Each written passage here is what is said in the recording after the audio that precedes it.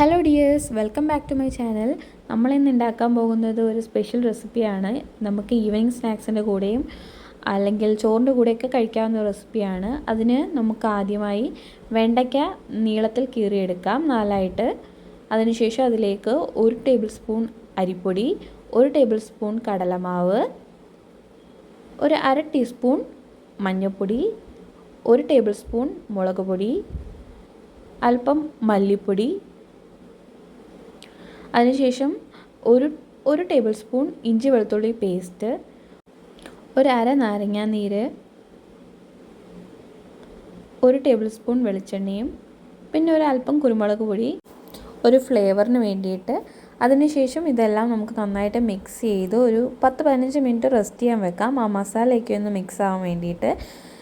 Healthy ആയതുകൊണ്ട് തന്നെ നമ്മളിത് എണ്ണയിലല്ല എയർ ഫ്രയറിലാണ് ഉണ്ടാക്കുന്നത്. ആദ്യം നമ്മളൊരു 2 മിനിറ്റ് പ്രീ ഹീറ്റ് ചെയ്തതിന് ശേഷം ഒരു 180 ഡിഗ്രിയിൽ ഒരു 15 to 20 മിനിറ്റാണ് നമ്മളിത് കുക്ക് ചെയ്യാൻ വേണ്ടിയിട്ടുള്ള ടൈം. ആദ്യത്തെ 15 മിനിറ്റ് കഴിയുമ്പോൾ ഒന്ന് ഓപ്പൺ ചെയ്ത് നമ്മളൊന്ന് തിരിച്ചിട്ട് കൊടുത്തു കഴിഞ്ഞു. ഒരു 5 മിനിറ്റ് കൂടെ വെച്ച് കഴിയുമ്പോഴത്തേക്ക് നമ്മുടെ ഹെൽത്തി ആയിട്ടുള്ള വെണ്ടയ്ക്ക ഫ്രൈ ഇവിടെ റെഡി ആയിട്ടുണ്ട്. ഇത് നല്ല ടേസ്റ്റിയുമാണ്, അതുപോലെ നല്ല ക്രിസ്പിയുമാണ്. ഇനി ഇതുപോലുള്ള നല്ല വീഡിയോസിനായി ലൈക്ക് ചെയ്യാനും സബ്സ്ക്രൈബ് ചെയ്യാനും മറക്കല്ലേ.